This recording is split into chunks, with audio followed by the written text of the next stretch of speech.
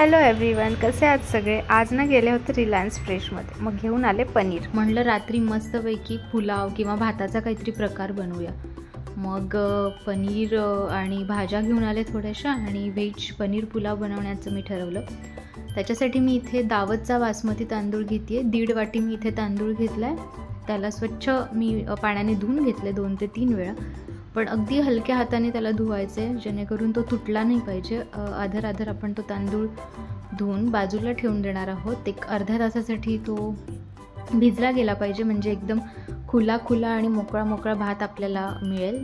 जेव्हा आपण बिर्याणी किंवा पुलाव असला काहीतरी भाताचा वेगळा प्रकार बनवतो ना, तेव्हा नक्की तांदूळ सोक करायला हवा आहे, म्हणजे तो मोकळा बनेल। आणि असे प्रकार हे मोकळे भाताचेच चांगले लागतात। मऊ किंवा तो जर असट झाला तर तो तसा फील येणार नाही की आपण बिर्याणी किंवा पुलाव खातो। त्यामुळे मग त्याला मी अर्धा तास भिजवू देते आणि मग इथे तोपर्यंत भाज्या कट करून घेऊया। टमॅटो, गाजर, बीन्स, तुम्ही घालणार असाल तर कांदा, लसूण। मी इथे जैनच पुलाव बनवते म्हणून मग मी इथे कांदा किंवा लसणाचा वापर करत नाही आहे। अशा प्रकारे टमॅटो मी कट करून घेतलेत बारीक। त्याच्यानंतर मी अर्ध गाजर, मला पर्सनली स्पायसी गोष्टींमध्ये ना गोड भाज्या विशेष आवडत नाहीत। मी इवन पावभाजीमध्ये सुद्धा गाजर अवॉइड करते किंवा अगदी कमी प्रमाणात टाकते।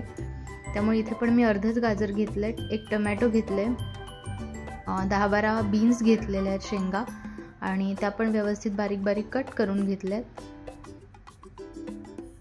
सगळं मी एका बाउलमध्ये मिक्स केलेल्या आहेत भाज्या। आता मी मिक्सरच्या जारमध्ये एक तुकडा अद्रकचा घेतला आहे, 2-3 हिरवी मिरची घेतली आहे, आणि या ना मी कोथिंबीरीच्या काड्या वेगळ्या काढते निवडताना, म्हणजे काही वाटण करताना, चटणी करताना वगैरे त्या उपयोगी येतात, त्याला जास्त फ्लेवर येतो। थोड्या कोथिंबीर आणि पाणी टाकून मी हे वाटून घेतलेलं आहे मिश्रण। आता एक कढईमध्ये मी तेल घातलेलं आहे। तेलाची क्वांटिटी थोडी जास्त तुम्ही ठेवू शकता अशा भातांसाठी। ह्याच्यामध्ये मी 2-3 लवंग, 4-5 दाणे ह्याचे काळी मिरी घातलेली आहे, तेजपत्ता आणि लाल मिरची, आणि ते जे वाटण आपण केलेलं होतं हिरवी मिरची कोथिंबीरीचं ते पण मी कढईत टाकलं आहे। त्यानंतर सगळ्या कट केलेल्या भाज्या मी इथे ॲड केलेल्या आहेत कढईमध्ये आणि व्यवस्थित त्याला हलवलं आहे। हलकंसं मीठ वरतून मी टाकलं आहे, म्हणजे या भाज्यांना पण एक वेगळी मिठाची चव लागेल आणि त्या लवकर शिजतील। आता सोक केलेला तांदूळ मी ॲड करते भाज्यांच्यावरती। सगळा तांदूळ तुम्ही इथे ॲड करा आणि अगदी हलक्या हाताने त्याला हलवून घ्या, जास्त जोरात हलवायचं नाही आहे। इथे मी उकळलेलं पाणी याच्यात टाकते आहे। मी 1.5 वाटी तांदूळ घेतला होता, 3 वाटी मी पाणी इथे घातलेलं आहे। त्यानंतर 1 चमचा गरम मसाला आणि 1 चमचा पावभाजी मसाला मी इथे टाकले टेस्ट वाढवण्यासाठी, आणि चवीपुरतं तुम्ही मीठही टाका। याला झाकून ठेवूया। आता घेऊया पनीर। तुम्ही पनीर स्किप पण करू शकता, पण मी व्हेज पनीर पुलावच बनवत होते, त्यामुळे मी पनीर इथे ॲड करणार आहे। पनीरला अशा प्रकारे मी इथे कट करून घेतले। एका पॅनमध्ये, पसरट पॅनमध्ये तेल घेऊन त्याच्यामध्ये मी सगळे पनीरचे तुकडे टाकले। त्याच्यावर थोडीशी हळद, काश्मीरी लाल आणि हलकंसं चिमूटभर मीठ मी इथे ॲड केले। त्याला हलक्या हाताने व्यवस्थित आपण सॉटे करून घेऊया, हलवून घेऊया छान, जेणेकरून सगळ्यांना हळद आणि काश्मीरी लाल मिक्स होईल। मला जरा वाटलं पनीरचे तुकडे जरा मोठे झालेत, प्रत्येक बाईटला एक पनीर यायला हवं, म्हणून मी अजून त्याला छोटे करण्याचा प्रयत्न केला आहे। आता हे व्यवस्थित फ्राय झाल्यानंतर एका बाउलमध्ये मी काढून घेते पनीर। इथे तुम्ही बघू शकता अर्धवट असा हा भात शिजलेला आहे, थोडंसं खाली पाणी आहे, हाफ कुक्ड आहे तो। त्याच्यावरती आता आपण इथे ॲड करू शकतो पनीर।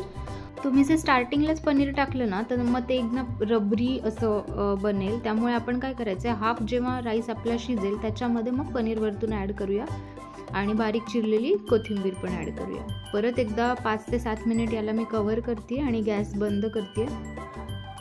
आता मी इथे रायत्याची तयारी करते। त्यासाठी मी इथे एका बाउलमध्ये दही घेतलं आहे, त्याच्यामध्ये मी हलकंसं पाणी घातलं, म्हणजे रायत्याची कन्सिस्टन्सी मेंटेन होईल। व्यवस्थित त्याला मी फेटून घेतलेलं आहे दह्याला। दही एकजीव झाल्यानंतर मी इथे टमॅटो कट करते।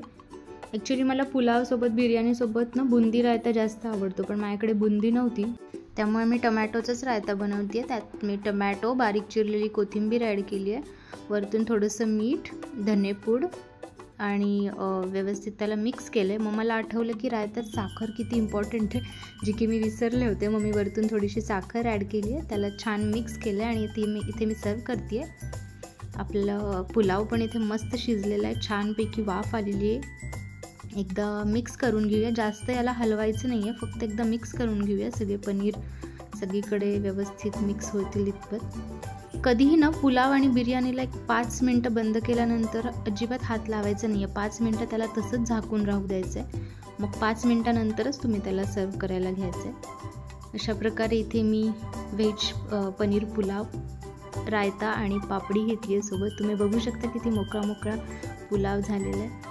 तुम्ही पण नक्की ट्राय करा आणि कसं झालं कमेंटमध्ये कळवा. थँक्यू.